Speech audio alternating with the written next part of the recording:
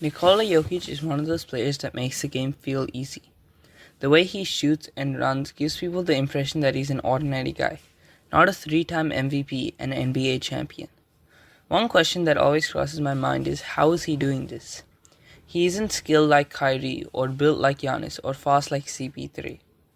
In fact, he's kind of the opposite. But today's the day that I finally answer this question. How is Nikola Jokic the NBA's golden child? Jokic's playstyle heavily relies on his size. Jokic stands at 6'11 with a 7'3 wingspan. His enormous stature makes it easy for him to bully players in the paint. He also has incredible footwork, which makes it easy for him to score. But one thing Jokic tends to do is back up on his player and then spin off them. But that isn't the only move in his arsenal. Jokic also uses a fadeaway, like Dirk Nowitzki. When you see Jokic do this during a game, you'll probably wonder why players can't just block him, because he doesn't use any crazy dribble moves to confuse the defender, or use speed to get open. In fact, most of his jump shots are heavily contested. So how does he actually score? Because of Jokic's height, wingspan, and high release point, players aren't able to block him, because he has way too much height on them. Another element of Jokic and all fadeaways is that he leans back, giving even more separation from the defender. Now that we've unpacked Jokic's scoring, we're now going to look at his passing. In the game of basketball, small and quick point guards are the type of players to pass and make plays. Jokic is none of these things. Yet he's somehow better at passing than all these players. How does he do it? Instead of analyzing Jokic's passing prowess, I'm going to compare Jokic to another tall playmaker, LeBron James. LeBron is also tall and has an eye for playmaking. So let's see how they differ.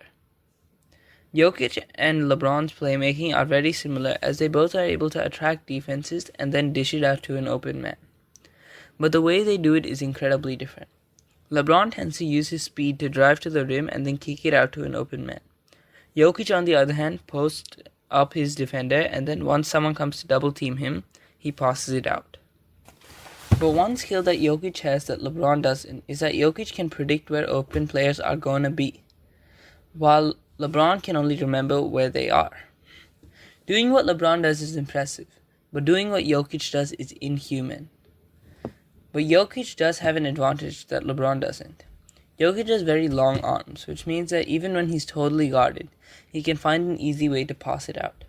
LeBron also does have a huge wingspan, but it's nothing compared to Jokic. Now that I've unpacked his offensive game, I'm going to move on to his defensive game. Jokic isn't a defensive specialist, which is why his defensive game isn't talked about a lot. Because Jokic isn't physically built, his defense isn't flashy, and he cannot get highlight blocks or incredible steals. But Jokic is gifted in one way. He has an incredible reaction time. His long arms and stature also help him block players at different heights. Combined with his reaction time, defense is no problem for Jokic. I've already given you my personal opinion on Jokic's game. Now it's time to give you the stats that back me up. Jokic has an incredible offensive rating of 130. To put this into perspective, Luka Doncic has an offensive rating of 117.3, and SGA has an offensive rating of 125.3. Jokic is also averaging 30.5 points per game, 12.7 rebounds per game, and 9.5 assists per game. This is already impressive, but on top of that, he's shooting 57% from the field and 49% from deep. And I'm not done yet. He's also averaging 1.7 steals a game. Jokic also has a PER of 31.7, leading the league. But we all know that Jokic has the most insane stats, so let's not dwell too much on them. Instead, let's analyze some of his plays, so I can show you what I was trying to explain at the start. I'm going to first look at his passing plays. Here it is.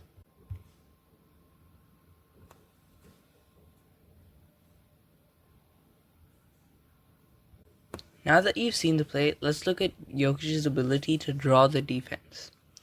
While Jokic is posting up his defender, Christian Braun is standing in the corner ready to score if he gets the opportunity. Because Brown is a spot-up shooter, his defender Grady Dick is monitoring him, making sure he doesn't get the ball wide open. But after Jokic penetrates through the defense and gets to a point where he can score easily, Grady Dick tries to stop him, but it's too late. Jokic has already found the open man. Now let's look at Jokic's footwork in the paint. Here it is.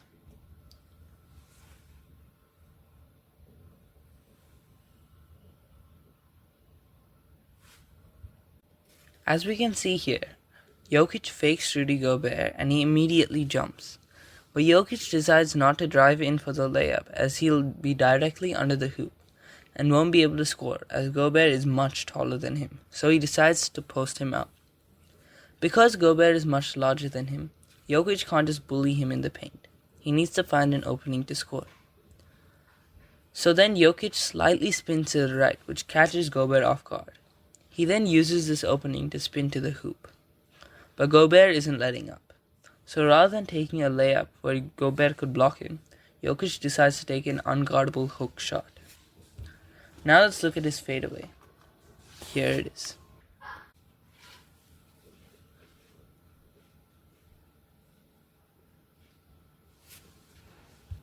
As seen here, Jokic is first back-to-back on 80.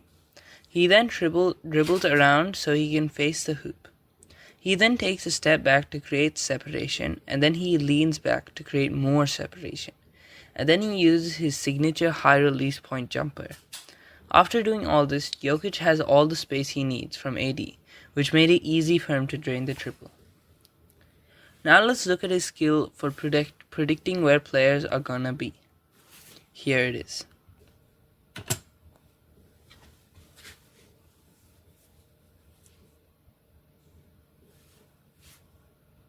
Here Jokic is bullying his opponent in the paint and it is inevitable he's gonna score. So he gets doubled by another player. Then one of the players tries to steal the ball from him, so he moves the ball around to keep it from their hands. Immediately after, one of his teammates cuts in and somehow Jokic can sense he's there, and he passes to him behind the back. Now let's finally look at Jokic's defense. Here it is.